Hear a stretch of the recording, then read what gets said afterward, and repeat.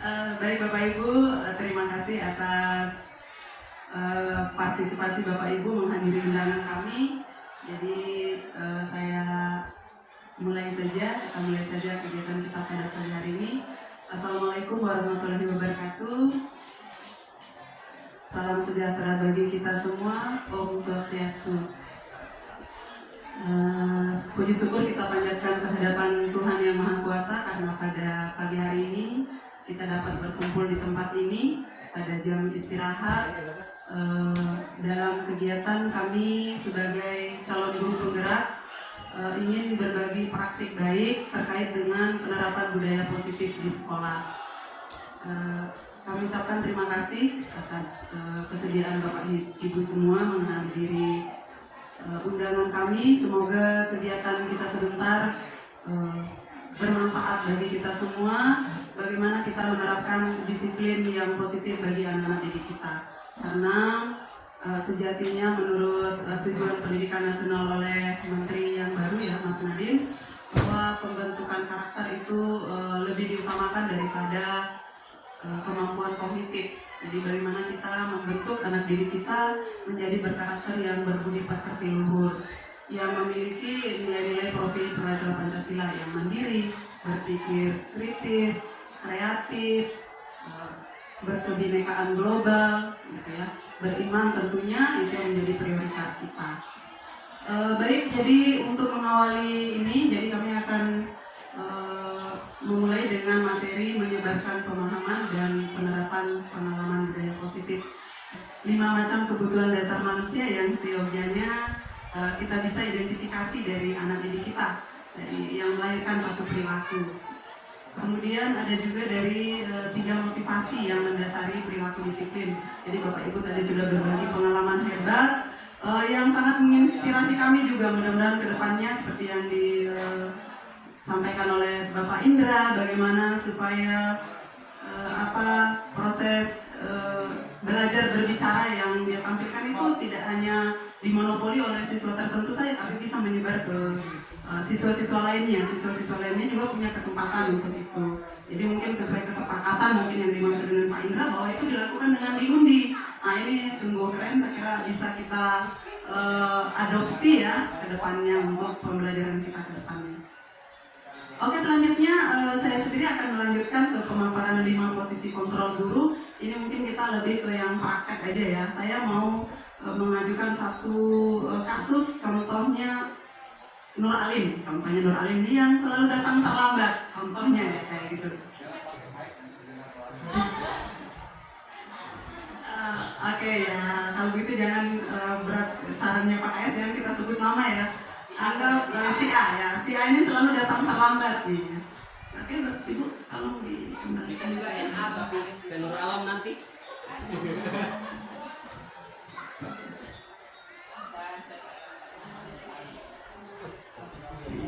Oke. Jadi ada 5 fungsi kontrol guru yang sebenarnya selama ini kita lakukan dan kita terapkan tanpa sadar. Nanti sebentar kita lihat manakah sebenarnya dari 5 fungsi kontrol ini yang sebaiknya kita kembangkan gitu. Jadi yang pertama itu adalah sebagai penghukum. Nah, contohnya si A datang terlambat. Jadi ibu guru sudah, termasuk saya juga kabur, saya lupa kalau kata-kata.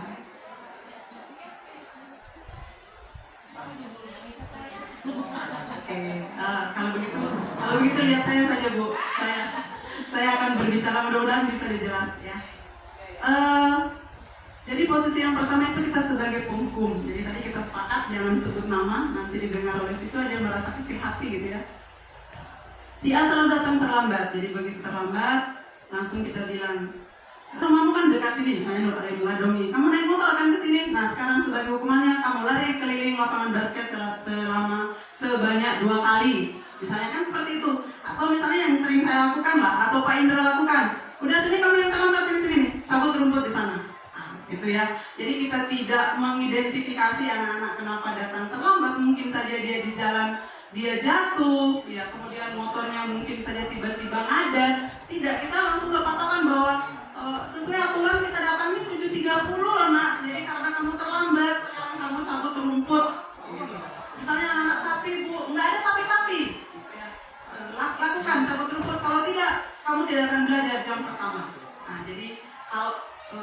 kita bayangkan ya, kita di posisi dalam anak itu, kita datang tadi dengan penuh euforia ya di jalan, motornya kita kempes, kita dorong, ternyata bengkelnya itu sampai 1 kilo jauhnya penuh keringat. Nah dari bengkel kemudian kita jalan atau kita nunggu ojek yang nggak datang-datang, sampai di sekolah tiba-tiba disuruh sabut rumput, tiba-tiba disuruh lari keliling lapangan tanpa kita tanya dulu sebenarnya ada apa gitu ya. Kalau kita di posisi itu, nah kita lanjut lagi.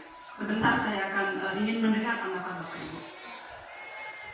Selanjutnya adalah ke posisi sebagai pembuat rasa bersalah. Nah, jujur saja Bapak Ibu, saya sering melakukan ini.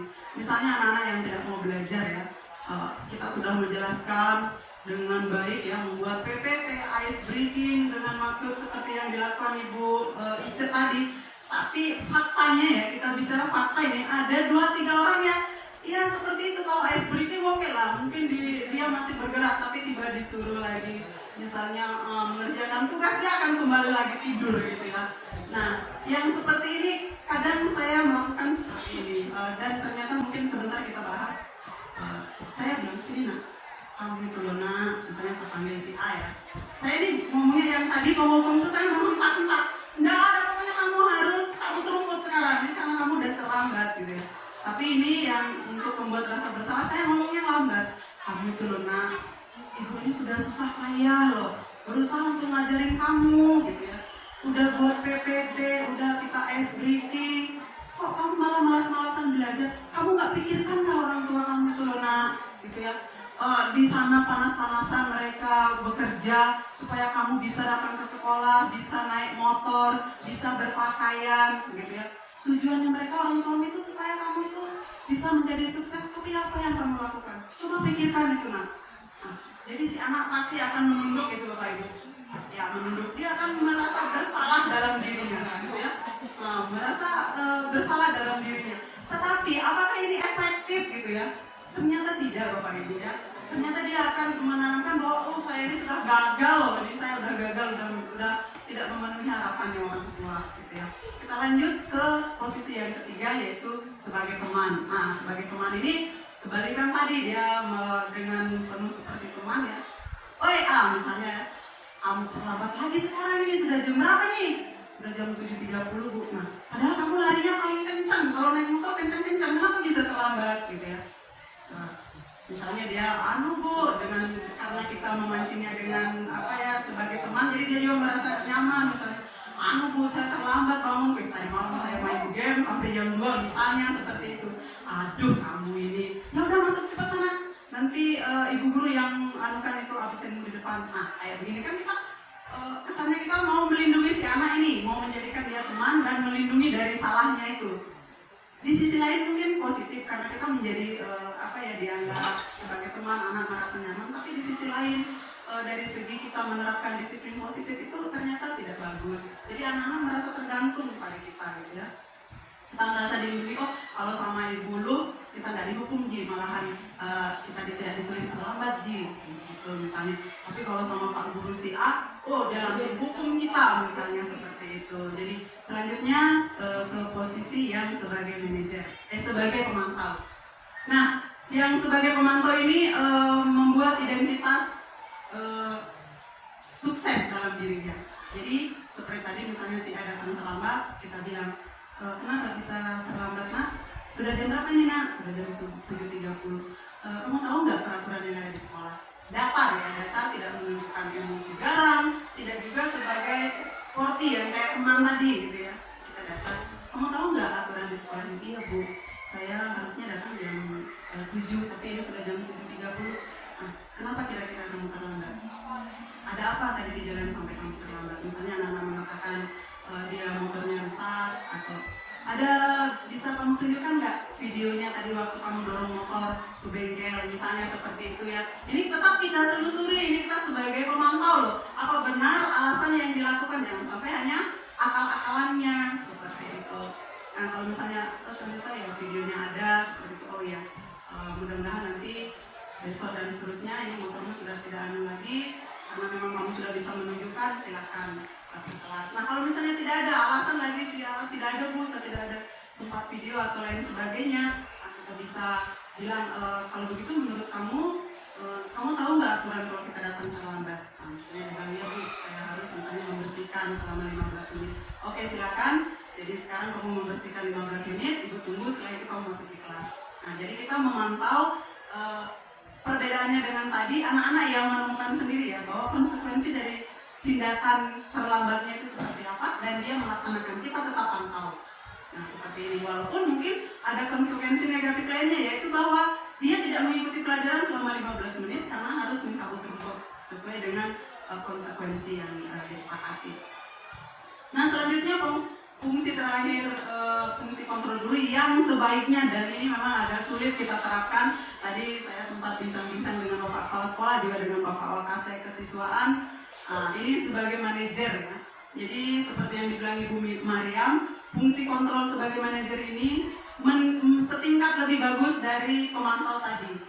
Jadi kalau tadi kita mengingatkan tentang konsekuensi, anak-anak tetap menjalankan konsekuensi itu dengan catatan bahwa memang suatu tindakan pasti ada hukumannya ya, atau ada konsekuensi yang harus dijalankan walaupun mengorbankan jam mata pelajaran. Nah kalau manajer ini tidak. Jadi manajer ini kita menuntun anak didik kita seperti tadi, tetapi kita bilang terus rencana perubahan kamu ke depan supaya kamu tidak terlambat kira-kira seperti apa. Nah, misalnya padahal tadi kamu itu seandainya kamu datang pagi, walaupun motormu kamu rusak, masih ada loh temanmu yang di belakang yang mungkin bisa kamu ikuti sampai ke sekolah sehingga kamu tidak datang terlambat. Nah motormu itu nanti setelah pulang sekolah baru diurus. Apa bisa seperti itu? Misalnya seperti itu. Jadi anak-anak bisa menekan, oh ya Bu, jadi lain kali nanti saya akan datang lebih awal karena motor saya memang ini ngadat-ngadatan. Nanti saya akan datang lebih awal sehingga kalaupun ada masalah dengan motor saya bisa ikut sama teman saya. Oh iya, jadi itulah rencana perubahan yang diharapkan lahir dari anak didik itu sendiri, gitu ya. Nah, cuma ini memang banyak tantangannya Bapak Ibu, kita butuh latihan, kita butuh punya kesabaran ekstra lebih besar ya, mudah-mudahan kita semua bisa melakukan di depannya. Baik, kita lanjutkan Bapak Ibu diskusi kita. Selanjutnya ke pembentukan keyakinan kelas, kita tidak usah terlalu berlama-lama di sini. Saya sudah melihat Bapak Ibu guru hebat di kelasnya masing-masing sudah banyak tertempel keyakinan-keyakinan kelas ya. Jadi saya kira ini sudah tidak perlu lagi, dan ini memang saya semangati buat Bapak Ibu guru yang belum membuat keyakinan kelas, mari kita buat itu ya. Jadi kita libatkan anak didik kita untuk menuliskan satu pernyataan yang bisa mendukung pembelajaran kita lebih efektif dan dilaksanakan oleh seluruh warga kelas, termasuk kita ya, termasuk kita sebagai, kalau misalnya kita bilang sama anak didik kita, mohon maaf ya, di keyakinan kelas sudah ada misalnya memulai dan mengakhiri pembelajaran tepat waktu misalnya ya, maka kita juga sebagai guru memulai dan mengakhiri pembelajaran tepat waktu, supaya jangan kita kesannya mendidik anak kita supaya disiplin, kita sendiri tidak disiplin. Nah ini akan menjadi contoh yang kurang bagus. Tapi saya yakin Bapak Ibu guru di sini sudah melakukan, apalagi tadi ada share pendapat dengan teman-teman, sudah semuanya bagus sekali bagaimana upaya menciptakan pembelajaran yang baik di sekolah. Baik, kita lanjut ke segitiga restitusi.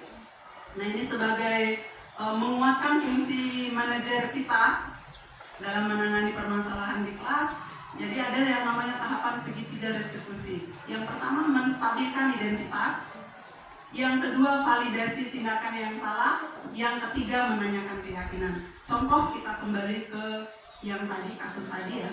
Misalnya kita menanyakan, nah kenapa tadi kamu datang terlambat? Motor saya rusak Bu, misalnya jawabannya seperti itu. Oh pantas kamu terlambat, ternyata motor kamu rusak.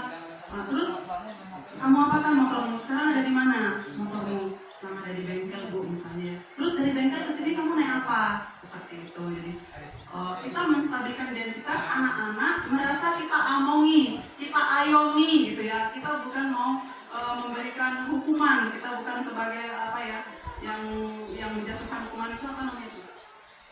Yang di persidangan Pak Ade. Ya, ya, yang memberikan hakim yang memberikan vonis ya. Kita jangan berperan sebagai guru yang seperti kita ini hakim yang memberikan vonis harus dihukum sesuai dengan ini gitu ya. Mungkin Pak Ade lebih paham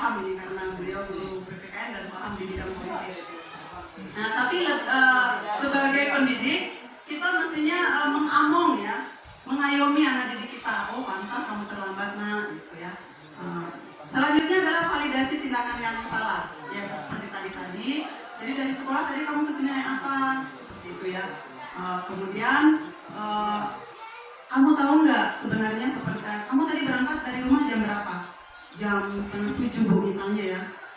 Nah kalau menurut kamu kalau berangkat 6:30 kemudian bahwa kondisi motor kamu itu kan sudah agak ngadat-ngadatan. Sebenarnya ada nggak satu tindakan yang bisa kamu lakukan untuk mengantisipasi tadi kalau tiba-tiba motormu di jalan? Nah, anak-anak akan berpikir. Misalnya dia tidak bisa berpikir, kalau misalnya kamu datang pagi tadi nak jam 6 begitu tiba-tiba motormu di jalan rusak, kira-kira ada kan teman kamu yang bisa bantu misalnya gitu. Jadi kita validasi kesalahan yang dilakukan sambil si anak-anak berpikir bahwa oh ternyata iya saya bisa perbaiki loh kesalahan saya gitu. Kemudian yang ketiga menanyakan keyakinan, menanyakan rencana perubahan ke depannya. Jadi ke depan apa yang kamu lakukan dengan motor kamu yang sedikit ngadat-ngadat ini? Misalnya, oh ya Bu saya akan datang lebih pagi sehingga kalau motor saya rusak di jalan saya bisa ikut sama teman sehingga saya tidak terlambat. Itu yang diharapkan. Jadi dari 3 tahapan. Yang pertama adalah menstabilkan identitas, jadi anak-anak merasa diayomi, rasa percaya dirinya menjadi tumbuh. Kemudian validasi tindakan salah, ya. Jadi walaupun kita tidak langsung menjustis, tapi kita tetap mengarahkan ternyata tindakan tadi itu salah dan ada hal yang bisa dilakukan untuk memperbaiki. Yang terakhir adalah menanyakan keyakinan, rencana perubahan ke depannya seperti apa, keyakinan apa yang dia sedang langgar berdasarkan kesepakatan dan keyakinan kebajikan universal yang dia dapat. Jadi itu Bapak Ibu guru hebat. Selanjutnya kita akan menganalisis contoh kasus. Mungkin kita akan bersama-sama ya. Saya akan mendengarkan pendapat dan saya akan sangat ingin mendengarkan satu pendapat dari Bapak Ade ya, karena beliau ini lebih paham di bidang hukum, lebih paham tentang bagaimana kejadian kontekstual yang ada di murid-murid kita. Atau mungkin sebentar saya akan mendengar juga dari Bapak Kepala Sekolah terkait dengan bagaimana seyogianya kita sebagai pendidik dalam menangani permasalahan-permasalahan yang terjadi pada anak didik kita. Selanjutnya di mana tadi Ibu analisis kasus? Oke. Jadi baik Bapak Ibu, di sini ada contoh kasus yang ditampilkan ya. Jadi Anto dan Dino sedang bermain bersama di lapangan basket. Tiba-tiba terlibat dalam sebuah pertengkaran adu mulut. Ya. Dino menjadi emosi dan mengadakan kontak fisik, menarik kemeja Anto dengan kasar sampai 3 kancingnya terlepas. Pada saat itu guru piket langsung melerai mereka dan membawa mereka ke ruang kepala sekolah. Ibu Suti sebagai kepala sekolah berupaya menenangkan keduanya, terutama Dino. Dia mengatakan, Dino, sepertinya kamu saat ini sedang marah sekali. Mendengar itu, Dino pun mengalir bercerita tentang kekesalan hatinya. Ibu Suti pun melanjutkan bahwa membuat kesalahan adalah hal yang manusiawi dan bahwa mempertahankan diri adalah hal yang penting. Namun, meminta Dino memikirkan cara lain yang mungkin lebih efektif karena saat ini Dino berada di ruang kepala sekolah. Ibu Suti melanjutkan bertanya tentang keyakinan sekolah yang disepakati serta apakah Dino bersedia memperbaiki kesalahan yang telah dilakukan terhadap Anto. Dino pun akhirnya perlahan mengangguk. Kemudian Ibu Suti balik bertanya kepada Anto, hal apa yang bisa dilakukan Dino untuk memperbaiki masalah? Anto kemudian menjawab, saya perlu kancing saya diperbaiki Bu. Ibu saya akan sangat marah kalau melihat kancing baju saya sampai copot 3 kancing begini. Ibu Suti kembali bertanya ke Dino, apakah yang akan dia lakukan untuk menggantikan 3 kancing Anto yang terlepas? Dino berpikir sejenak namun menjawab, wah tidak tahu Bu, saya lem kembali mungkin ya Bu. Ibu Suti berpikir lalu menanggapi, kalau dilem akan mudah terlepas kembali Dino. Bagaimana kalau kamu menjahitkan saja? Bersediakah kamu? Dino tampak ragu-ragu dan menanggapi, menjahit? Mana saya tahu menjahit Bu. Ibu Suti meneruskan, apakah kamu bersedia belajar menjahit? Dino berpikir sejenak, memandang ke meja Anto dan menanggapi, yang mengajari saya siapa Bu? Dengan cepat Ibu Suti menjawab, Pak Irfan, guru tata busana. Dino kembali diam sejenak, memandang ke meja Anto yang tanpa kancing. Akhirnya Dino mengangguk tanda menyetujui, dan sepanjang siang itu Dino belajar menyahit dan memperbaiki kemeja Anto. Terakhir kali terlihat kedua anak laki-laki tersebut, Dino dan Anto, pada jam pulang sekolah. Mereka sudah bercengkrama dan bersenda gurau kembali. Baik, nah sekarang Bapak Ibu, saya bisa minta tolong ya. Jadi dari kelima fungsi kontrol tadi yang kita sudah pelajari sebagai penghukum, mungkin bisa kembali ya, ya sebentar. Sebagai penghukum, sebagai pembuat rasa bersalah, kemudian sebagai teman, kemudian sebagai pemantau, sebagai manajer, ataukah segitiga restitusi yang sudah kita pelajari ini, yang dilakukan Ibu Suti ini seperti apa? Sebagai manajer.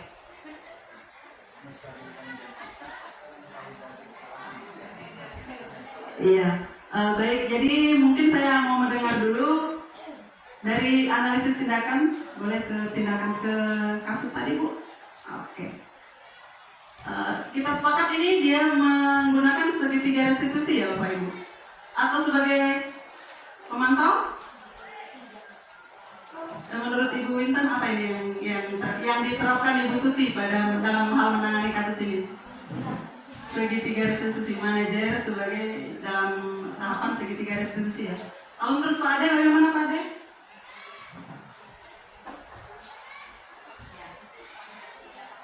Manajer dia dalam kalimat memantau dia. Oke. Dengan menerapkan tahapan segitiga restitusi Pak ya. Oke. Baik. Jadi kita sudah sepakat ya. Jadi dia sebagai manajer tapi menerapkan segitiga restitusi. Nah, yang saya ingin bantuan Bapak Ibu tolong ditunjukkan di bagian mana dia menstabilkan identitas, di bagian mana dia satu pernyataannya Ibu Suti yang dia menstabilkan identitas, kemudian tindakan yang mana Ibu Suti yang memvalidasi kesalahan, dan tindakan mana yang menanyakan keyakinan. Baik, saya ingin mendengar pendapatnya Bapak Ibu.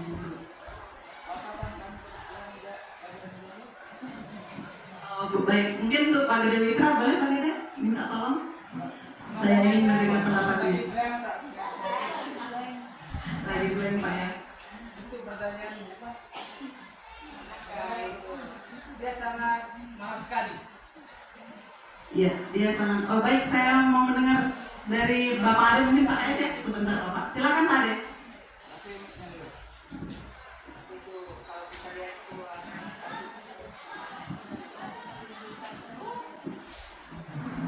Ya, kalau saya coba menyimak daripada kasus tersebut, di mana kepala sekolah itu dia langsung menanyakan Ibu Suti ya, langsung menanyakan kepada anak tersebut si Dino ya, dengan pertanyaan,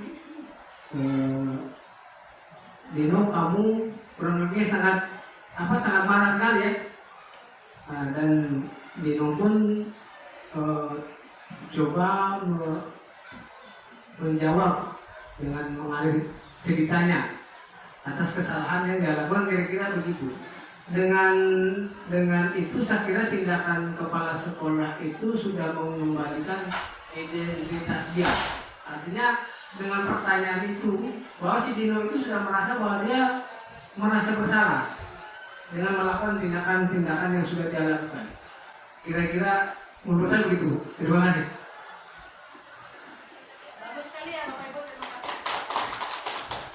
Jadi menurut Pak Ade tadi di pernyataan Ibu Suti yang menstabilkan identitas itu dia mengatakan, Dino tampaknya kamu marah sekali ya. Kemudian Dino pun bercerita tentang apa yang terjadi tadi. Dia keluarkan, dia luapkan semua perasaan. Ini menurut Pak Ade. Bagaimana, mungkin ada dari teman yang lain tentang menstabilkan identitas dari pernyataan yang mana? Ya, boleh, silakan Pak.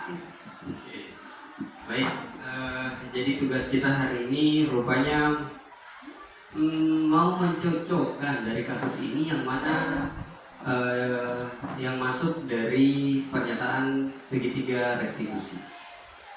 Yang pertama, menstabilkan identitas. Kalau saya, bukti dari Ibu Suti menstabilkan identitas peserta didiknya itu saat Ibu Suti membangun pernyataan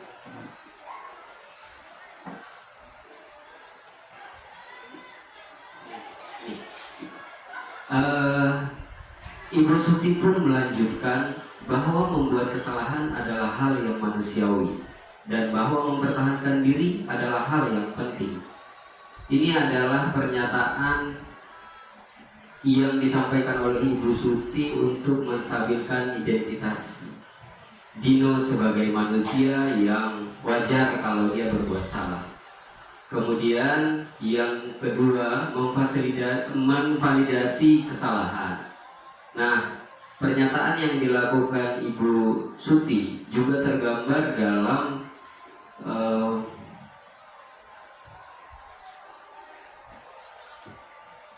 ini. Namun meminta Dino memikirkan cara lain yang mungkin lebih efektif daripada menarik baju tadi. Karena saat ini Dino berada di ruang kepala sekolah, Ibu Suti melanjutkan bertanya tentang keyakinan sekolah yang disepakati, serta apakah Dino bersedia memperbaiki kesalahan yang telah dilakukan terhadap Anto. Dino pun akhirnya perlahan mengangguk. Ini menurut saya bukti kalau Ibu Suti sedang memvalidasi kesalahan. Dan yang ketiga, menanyakan keyakinan. Di sini ada juga pernyataan Ibu Suti, hal apa yang bisa dilakukan Dino untuk memperbaiki masalah? Anto menjawab, saya perlu kancing saya diperbaiki Ibu. Ibu, saya akan sangat marah kalau melihat kancing baju saya sampai copot 3 kancing begini. Ibu Suti pun kembali bertanya ke Dino, apakah yang akan dia lakukan untuk menggantikan 3 kancing Anto yang terlepas? Dino berpikir sejenak, namun menjawab, wah, tidak tahu Bu. Ibu Suti berpikir sebentar dan menanggapi, kalau dilem akan mudah terlepas kembali Dino. Bagaimana kalau kamu menjahitkan? Bersediakah kamu? Ini adalah tahapan ketiga dari segitiga restitusi yang disampaikan, yang ditujukan oleh sikap Ibu Suti dalam contoh kasus ini. Terima kasih. Saya kembalikan ke moderator. Oke, baik. Bagus sekali ya. Sudah 2 pendapat hebat ya. Selanjutnya mungkin kita mendengar sebentar. Saya ingin mendengar juga dari pendapat Bapak Ibu seperti apa. Silakan Bapak Alaswar. Mungkin segitiganya perlu dianukan ya. Ada 3 segitiga validasi tindakan yang salah. Kalau katanya validasi tindakan yang salah itu kan kita mengarah ke tindakan yang salah dulu. Bisa enggak tindakan itu, adakah tindakan lain selain tindakan yang salah itu? Ini dia mungkin. Kalau dia menanyakan, bisakah kamu tidak menarik baju? Kan begitu, itu sebenarnya dari situ validasi tindakan yang salah. Kemudian apalagi menstabilkan identitas. Kalau menstabilkan identitas artinya hal-hal yang manusiawi gitu.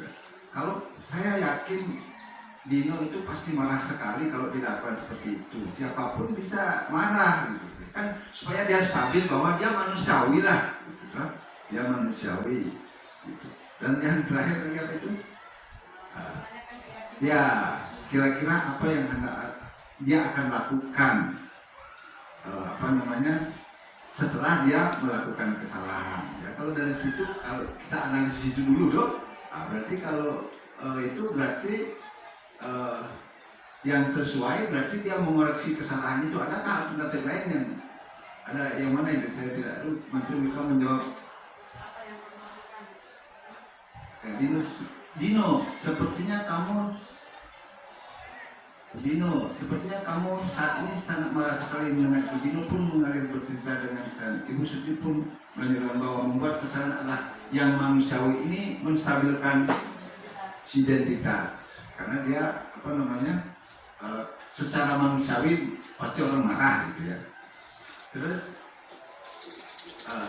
namun meminta Dino memikirkan cara lain yang mungkin lebih efektif, karena saat Dino berada di ruangan kepala sekolah seperti tentang keyakinan sekolah yang disepakati kan keyakinan juga ya, apa yang diyakini.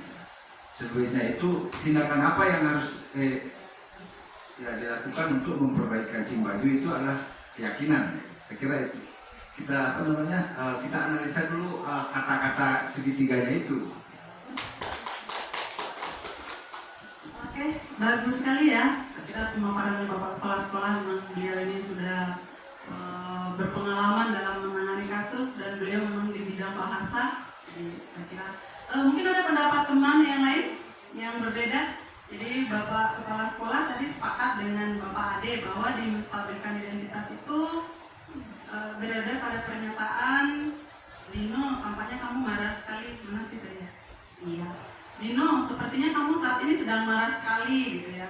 Kemudian Dino pun mengalir bercerita tentang kekesalan hatinya. Ya, Ibu Suti melanjutkan bahwa membuat kesalahan itu adalah hal yang manusiawi dan bahwa mempertahankan diri itu adalah hal yang penting. Jadi seperti Bapak Kepala Sekolah mungkin tadi, atau mungkin ada pendapat teman yang lain. Sepakat ya? Oke. Jadi seperti Bapak Kepala Sekolah tadi mengatakan bahwa menstabilkan identitas itu artinya kita mengakui bahwa apa yang dilakukan itu adalah hal yang wajar dan manusiawi gitu ya. Jadi seperti itu. Selanjutnya ke tahapan validasi kesalahan. Tadi jadi dari Pak Indra juga tadi sudah mengatakan bahwa dari Pak S tadi validasi kesalahan yang mana itu Pak S? Ya, bahwa mempertahankan diri itu adalah hal yang penting, namun mungkin Dino memikirkan cara lain yang mungkin lebih efektif selain mungkin harus menarik kancing baju atau mungkin memukul atau lain sebagainya seperti itu ya. Jadi dia memvalidasi kesalahan sehingga kalau menurut saya mungkin seandainya bisa dilengkapi lagi di sini ya pernyataannya Ibu Suti mungkin, atau ada dari Bapak Ibu yang bisa menambahkan. Kira-kira di validasi kesalahan ini setelah mengatakan bahwa sebenarnya Dino mungkin bisa kamu pikirkan cara lain yang lebih efektif selain menarik kancing baju, atau bisa ada ditambahkan dari pernyataan Ibu Suti yang memvalidasi kesalahan. Guru bahasa mungkin bisa ditambahkan supaya tahapannya lebih lengkap.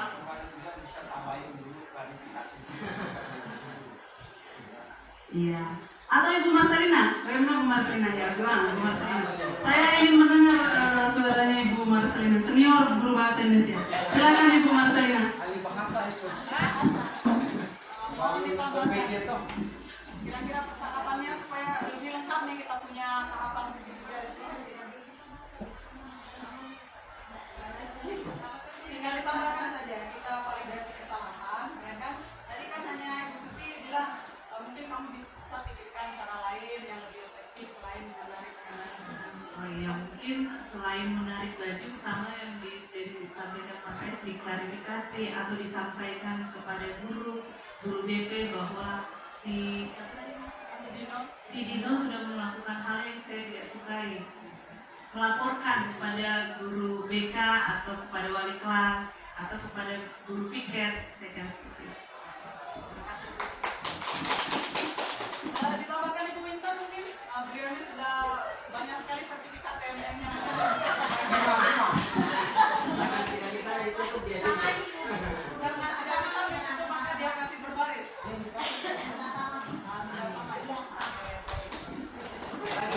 Oke, ya. Saya sangat berterima kasih Pak.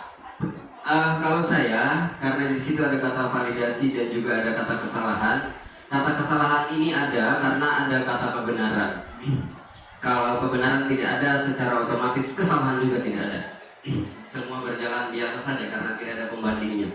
Kalau saya, barangkali Ibu Suti perlu menyampaikan atau membuat pernyataan yang memantik Dino supaya bisa menjawab sendiri bahwa perbuatannya itu benar atau salah secara nilai-nilai kebajikan yang dianutnya. Mungkin demikian, saya kembalikan ke Ibu Moderator. Oke, Oke, kalau sudah dibahas Mi yang bicara, saya menyerah Mi. Sudah itu Mi yang dimaksud ya.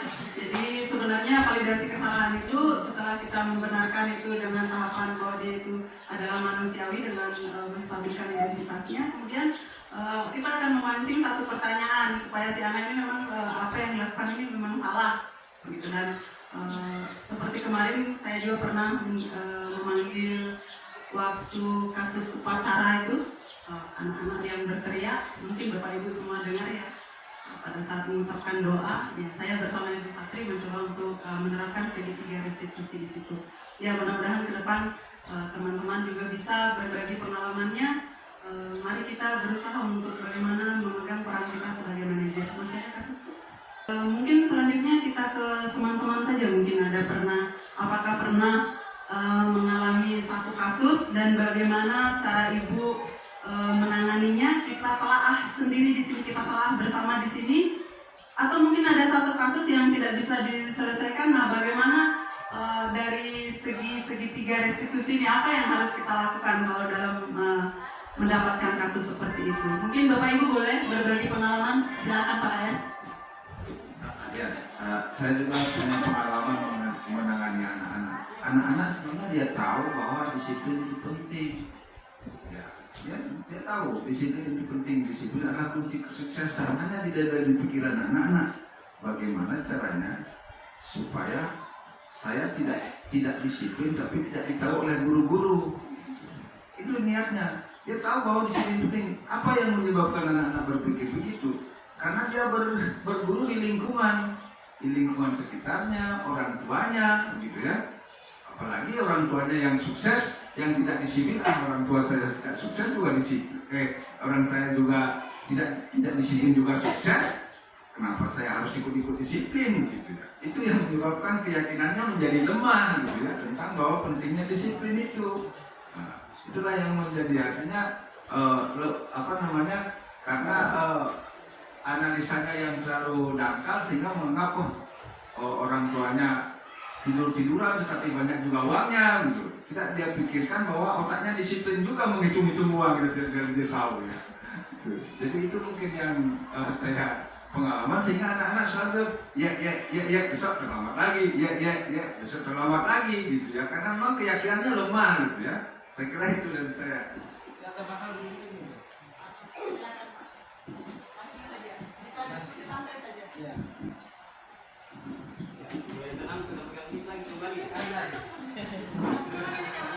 Saya lebih tertariknya begini, ini berkaitan dengan penanganan kasus-kasus anak-anak yang tadi Bu Dewa sampaikan.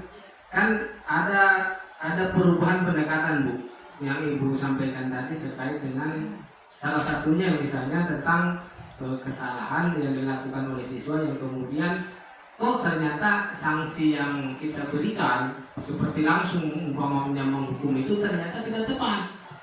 Ya toh? Nah, maksud saya begini, maksud saya ini kan mesti dilakukan penelitian.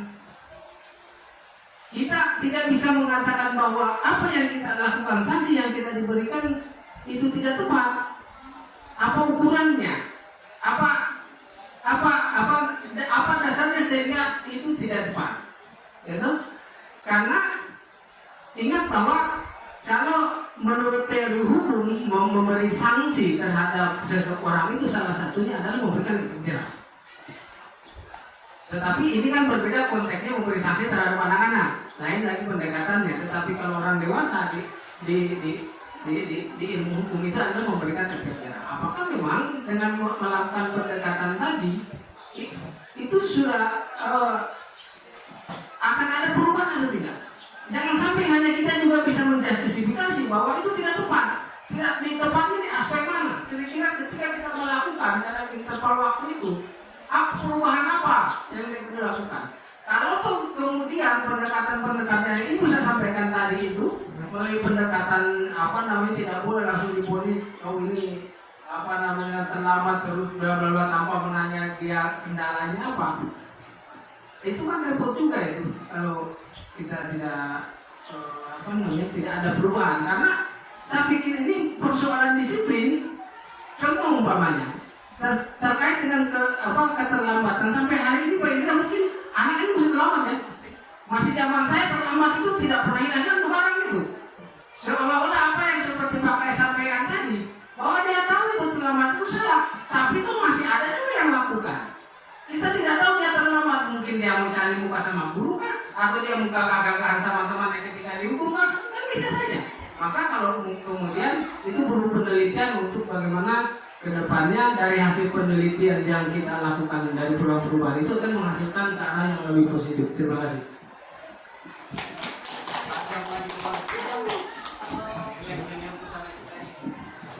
Baik ya, jadi kalau mendengar pemaparan dari Pak Ade Effendi SH ini saya memang sudah geleng-geleng kepala, ini sudah di luar jangkauan ilmu saya ya. Jadi Pak Ade memang benar seperti yang Bapak katakan ya, kalau dalam kehidupan bermasyarakat hukuman itu memang yang selama ini dilakukan oleh pemerintah memang tepat untuk membuat efek jerah. Saya kembali lagi Pak Ade, mohon maaf, jadi ini tadi saya berbicara tentang bagaimana kita sebagai pendidik itu menurut Ki Hajar Dewantara, Pak Ade sudah lulus di PMM, sudah banyak aksi nyatanya ya.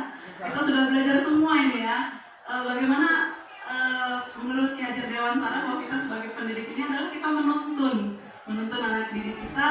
Menuntun itu artinya kita bersama-sama. Bagaimana kalau Pak Ade mungkin pengalaman menuntun anaknya supaya bisa berjalan gitu ya. Jadi jangan kita tinggalkan, kita tuntun ke arah bagaimana supaya dia bagus, supaya jangan dia jatuh ke jurang gitu. Kita tuntun dia ke arah menuju kebajikan universal. Itu yang diharapkan kita sebagai pendidik.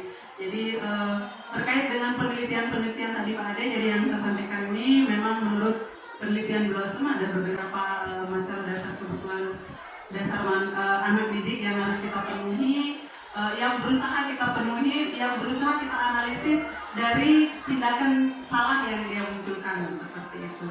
Jadi selanjutnya dari Bapak Kepala Sekolah tadi bahwa memang ada satu kasus ini yang diperkuat oleh Pak Ade, bahwa anak-anak kita ini tahu kalau terlambat itu salah, tapi selalu melakukan keterlambatan itu. Nah seperti yang dibilang Pak Ade, Pak Ade memang paham ini. Katanya memang ada hal-hal tertentu yang ingin dia tunjukkan. Mungkin dia seperti yang dipaparkan oleh Ibu Mariam tadi, dia ingin mendapatkan perhatian dari gurunya loh. Misalnya dia tahu bahwa ini hari Ibu Icekus nih yang piket nih, saya mau butuh perhatiannya, saya terlambat deh. Bisa jadi Bu, ya bisa jadi seperti itu. Kalau misalnya dalam hatinya dia kagum sama Ibu Icekus misalnya, atau mungkin siswa putri yang pada saat itu memang menaruh perhatian lebih pada Pak Ade pada saat jamnya Pak Ade, maka dia akan terlambat atau membuat satu supaya dia diperhatikan. Memang ini memang ada 5 dasar kebutuhan yang ada dalam diri anak didik kita. Nah jadi itu tugasnya kita untuk ini sepertinya seperti apa dan bagaimana cara kita menanganinya. Kita tuntun dia, ya, kita beri dia cinta kasih sayang, tapi dalam artian cinta kasih sayang kita sebagai pendidik, begitu ya, sebagai orang tua, gitu. Memberikan misalnya seperti tadi dia ingin bebas, seperti yang dibilang Pak KS, mungkin saja dia sengaja lari-lari ya. Toh orang tua saya juga tidak disiplin tapi sukses, misalnya ada yang beranggapan seperti itu. Dia ingin mencari kesetaraan kita sebagai pendidik, tugas kita sebagai guru untuk menunjukkan kamu bisa loh cari kesenangan, kamu bisa loh menunjukkan kebebasan tapi dengan hal-hal yang positif. Itu tugas kita sebagai pendidik. Mungkin mau ditambahkan oleh teman saya. Terima kasih Bu atas kesempatannya. Jadi saya sedikit menambahkan dari pernyataan Bapak Kepala Sekolah dengan Bapak Ade. Sebenarnya ini berkaitan sekali. Jadi yang pertama adalah bahwa kita itu sering memberikan hukuman kepada siswa. Tapi sebenarnya kita harus tahu dulu hukuman itu apa, konsekuensi itu apa, restitusi itu apa. Jadi kalau hukuman ini memang kita tidak boleh berikan. Itu tidak boleh memang kita berikan. Saya kasih contoh seperti ini. Hukuman itu tidak adanya kesepakatan dan hanya berpihak satu orang saja. Misalnya tadi yang Ibu Lu katakan, pas terlambat ini anak-anak langsung suruh cabut rumput. Itu kan tidak ada kesepakatan, itu bentuknya hukuman. Itu tidak ada hubungannya dengan keterlambatan. Adapun kalau konsekuensi itu sudah ada kesepakatan dan itu sangat berhubungan. Maksudnya seperti ini. Ada anak-anak yang terlambat, misalnya saya mata pelajaran matematika terlambat masuk, sementara sudah proses presentasi anak-anak. Itu konsekuensi itu bisa kita hadirkan yang berhubungan dengan pembelajaran pada hari itu berkaitan, yaitu dia menjelaskan kembali apa yang dijelaskan temannya yang sudah ada di papan tulis. Itu konsekuensi, bisa seperti itu. Untuk mata pelajaran misalnya olahraga, dia itu terlambat pada saat temannya sudah ada di lapangan olahraga, bisa diberikan konsekuensi, yaitu dia lari karena itu merujuk pada pemanasan. Temannya sudah pemanasan, dia bisa melakukan itu, artinya ada yang dia dapatkan gitu. Nah, selanjutnya kalau misalnya terlambat di kelas, terlambat misalnya pembelajaran, bukan pembelajaran ya, terlambat ke sekolah, dia dikasih lari, itu hukuman karena tidak ada hubungannya gitu. Konsekuensi itu boleh, hukuman itu yang kita usahakan jangan, karena tidak ada keterkaitannya. Itu selanjutnya restitusi. Restitusi itu seharusnya yang kita lakukan seperti itu. Yang tadi ada masalahnya, bagaimana kita menciptakan kondisi murid ini memperbaiki kesalahan, bukan kita memperbesar kesalahannya di siswa. Tujuan. Mungkin segitiga restitusi ini bisa kita dijadikan acuan di dalam menangani siswa. Yang mana ini duluan Bu? Apakah menstabilkan emosi dulu ataukah mempalis?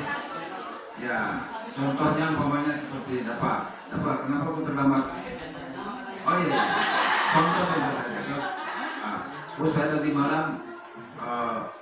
tadi malam terlambat tidur. Oh iya, cocok nih, kalau saya juga terlambat tidur pasti juga saya bangun.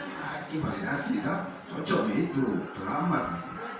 Nah, tapi terus ya kalau itu kan baru menstabilkan ya, validasi. Terus apa kegiatanmu waktu malam kan? Main game. Tidak bisa kan kok jangan dulu main game malam-malam supaya aku tidak terlambat. Nah, itu sudah validasi dia toh. Ya saya usahakan. Nah, sekarang umpamanya ini menaikkan keyakinan. Kalau menurut kamu Bapak, kira-kira kalau ini kan menanyakan keyakinan ya, keyakinan tentang disiplin atau tentang apa yang dia tanyakan ini? Kesalahan yang dilakukan misalnya dia terlambat gara-gara main game. Nah, Rencana perubahan kedepannya supaya tidak terlambat seperti apa? ya sudah seperti tadi kan sudah dibilang, bisa kan kau jangan main game dulu malam-malam, kau belajar langsung tidur. Kan sudah di situ. Oh ya saya usahakan. Itu sudah di situ sudah keyakinan di situ kan? Adanya. Coba dijelaskan dulu supaya kita jadikan acuan nanti. Terima kasih Pak, Ibu Guru sekalian. Jadi maksud dari mengenai keyakinan itu adalah keyakinan kelas atau keyakinan sekolah. Makanya tadi materinya itu pembentukan keyakinan kelas atau keyakinan sekolah. Jadi pertanyaannya seperti ini.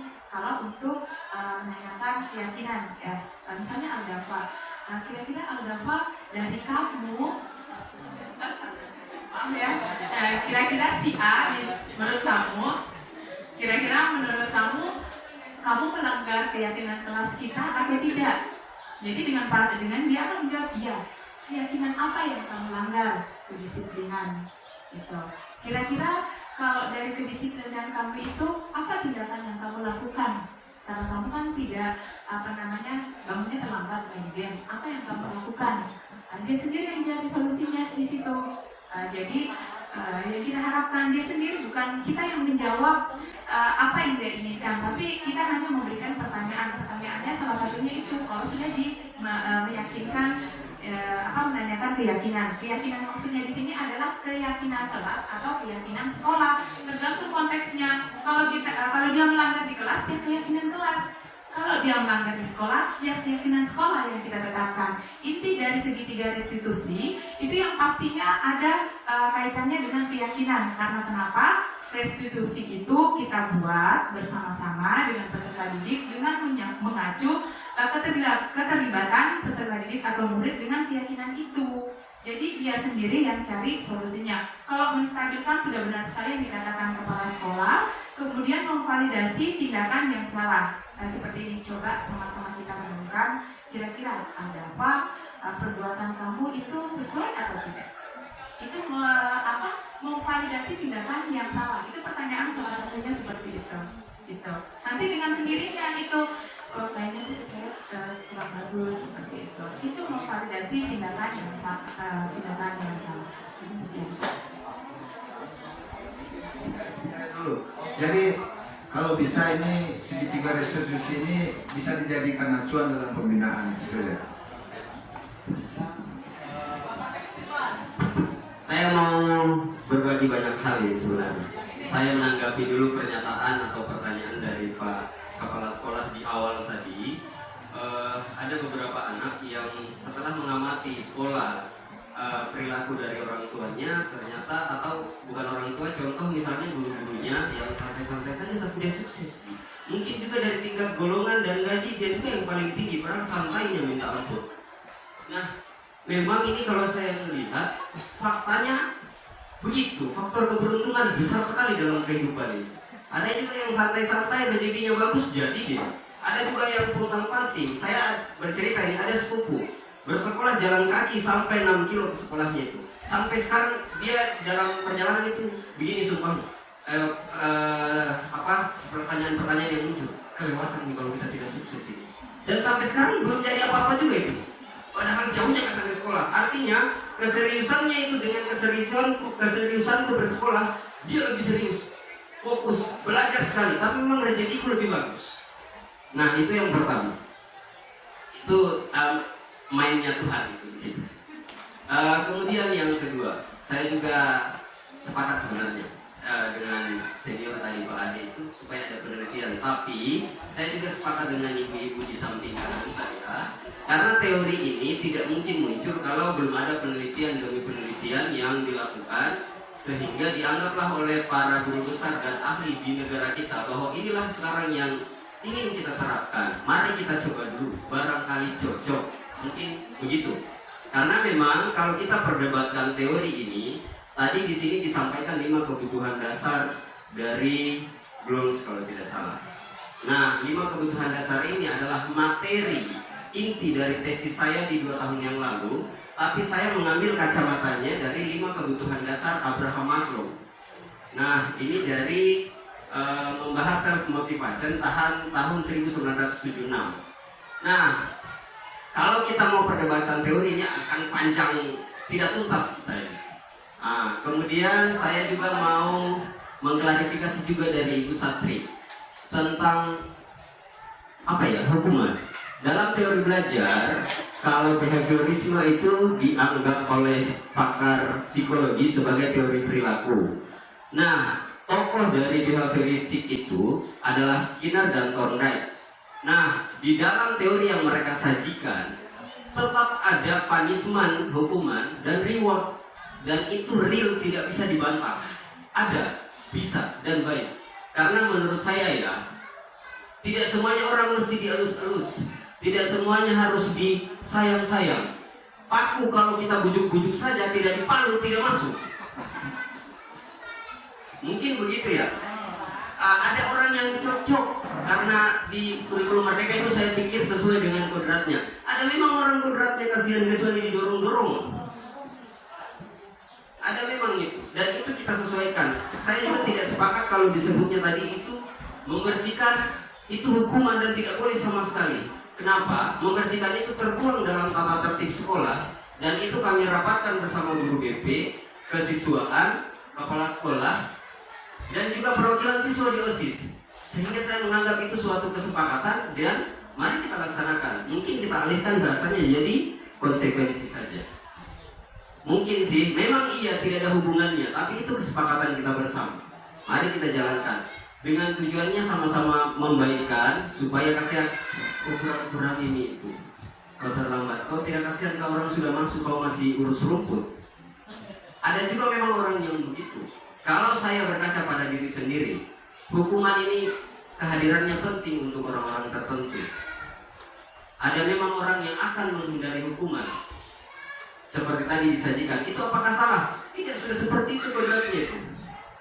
Memang dia tipikalnya jangan sebegitu dan saya dihukum, jangan sebegitu dan saya dihukum. Atau ada ini yang saya lebih berapi-api ini kalau membahas tentang contoh kasus tadi. Itu contoh kasus tadi, kayak gampang sekali dia berubah itu Al-Dafa. Kayak setelah kita bujuk-bujuk ini besok udah berubah nih, selesai. Tidak, kasus tadi itu tidak menyebutkan berapa kali itu Ladino itu dia tobat. Jangan sampai besoknya itu udah masuk kembali dari situ telinganya orang. Itu bisa jadi. Dan kalau saya sih mau minta tolongnya begini, jangan kita melihat satu kasus, oh kita terapkan ini. Di BK itu kasihan, 1 bulan ini Al-Dafa ditangani sudah 7 kali. 1 bulan. Dengan pola-pola yang sudah ditaktisi oleh teman-teman yang ada di BK tidak berhasil. Lalu berdasarkan kayak Ladino tadi ini, langsung wih bagus banget ini, begini. Al-Dafa itu sampai berapa kali dengan sebenarnya di situ tidak ada perubahan. Berapa kali dihukum-hukum, kita sampaikan ke orang tuanya tidak ada perubahan. Diskorsing 1 minggu, 3 hari, 1 minggu, 3 hari sama saja. Nah itu ada lagi wali kelas kesayangannya yang sudah melapor, alfa lagi berapa kali ini. Nah, yang kayak begini kadang-kadang mungkin perlu ditanyakan kalau teman-teman ada ikut Zoom dengan guru di guru penggerak.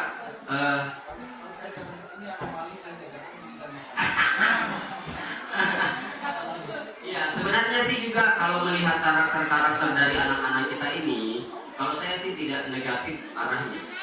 Kalau kita belum pernah ngecek adakan penelitian berapa sih persentase dari teman-teman yang terlambat ini, sebenarnya sedikit itu. Hanya memang rutin.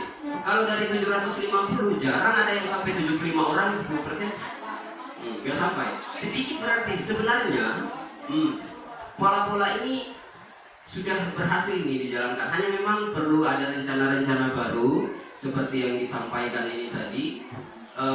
Kita juga perlu mencoba, jangan alergi dengan kebaruan. Mudah-mudahan harapannya kita berdoa sama-sama supaya dengan pola ini bisa berhasil, si A dan si B bisa berubah, supaya ada motivasi internal intrinsik dalam diri. Meskipun maknanya sebenarnya sama, hanya kata-kata saja ditambahin-tambahin. Mungkin kalau saya sih itu saja.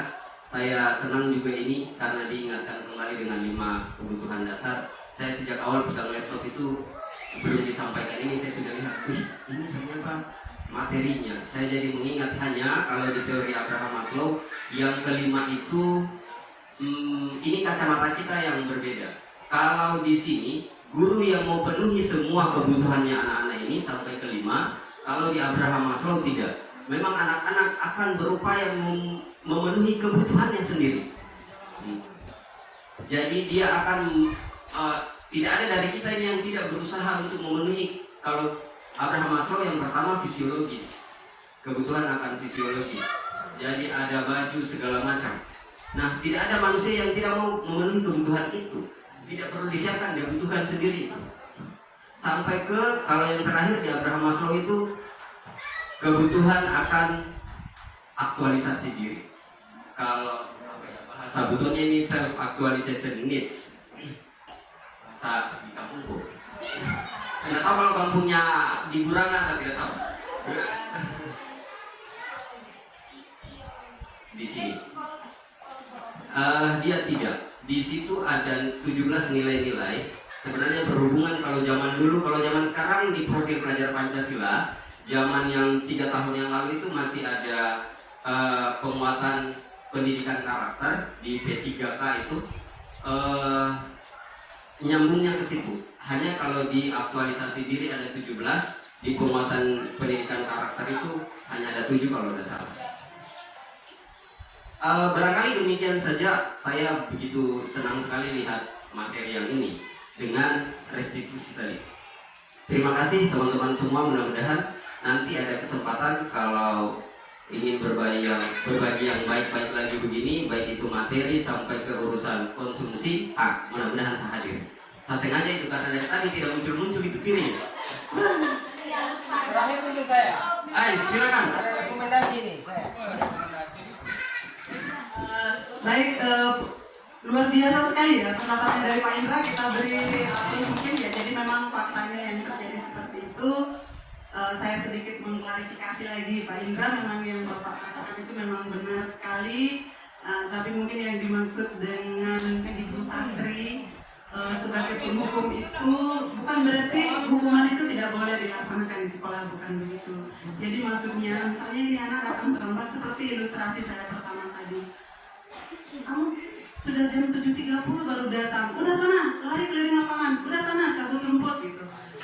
Paling tidak seperti yang saya sepakat sekali dengan yang Bapak katakan. Kita tanya, nah kamu tahu nggak kamu kenapa tadi datang terlambat? Misalnya ya pertama dia datang, setelah itu kita tanya, terus kamu tahu nggak jam berapa seharusnya kita masuk?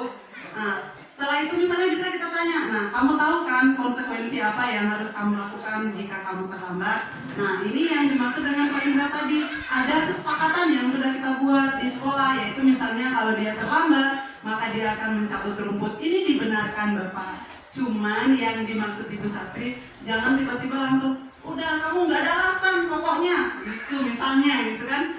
Nggak ada alasan, apa sih kamu alasannya banyak sekali, nggak ada alasan, kamu mau melawan ya, udah pokoknya cabut rumput. Kayak gini, ini yang harus dihindari. Mohon maaf mungkin kalau yang saya maksud ini tidak sepaham seperti yang dimaksud oleh Bapak Indra, tapi pengetahuannya bagus sekali ya, pemaparannya tadi, pengalaman dan ilmunya memang sudah luar biasa, itu jauh di atas kemampuan kami. Kalau beliau itu sudah master, bahkan tesisnya tentang terkait dengan ini, tapi kami ini hanya sekedar mendapatkan ini dari pendidikan guru penggerak yang hanya sedikit, hanya berapa persentase dari yang beliau ini. Tapi saya harapkan yang seperti tadi, yang dimaksud segitiga restitusi itu adalah, iya memang ya, faktanya memang seperti itu. Tapi paling tidak di awal kita terapkanlah dulu segitiga restitusi. Kalau memang tidak bisa, kita turun lagi sebagai pemantau, ya. Kita turun, misalnya si Aldapan ini segitiga restitusi nggak mempan, kita turun lagi sebagai pemantau. Kita terapkan konsekuensi yang ada. Boleh kita sesekali turun gitu ya.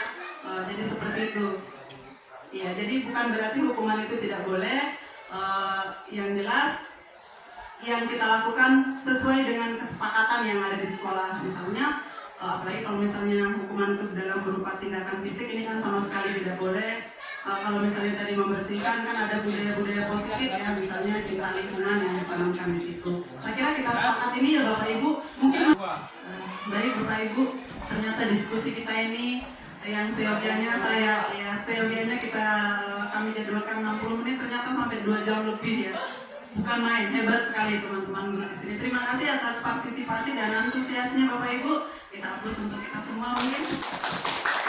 Baik, jadi mungkin sekedar menyimpulkan, Bapak Ibu guru hebat seperti yang dikatakan oleh Bapak Ade, bahwa menerapkan disiplin positif itu tidak bisa kalau hanya 1, 2, 3, 4, 5 orang guru. Mari kita bersatu seperti yang dipesankan Bapak Kepala Sekolah. Paling tidak kalau kita tidak bisa menghentikan ini anak, seperti contoh Pak Ade dia memadu kasih, paling tidak kita tegur, jangan membiarkan. Kalau kita tidak bisa menghentikan anak ini merokok, paling tidak kita tegur, jangan dia merokok di dalam kelas. Kemudian terkait dengan hukuman tadi, ya paling tidak walaupun hukuman itu memang diperlukan, tetapi paling tidak kita melihat dulu, menganalisis dulu lah seperti apa kejadiannya sehingga anak-anak ini melanggar, sehingga anak itu merasa kita lindungi. Ya, jadi seperti itu Bapak Ibu.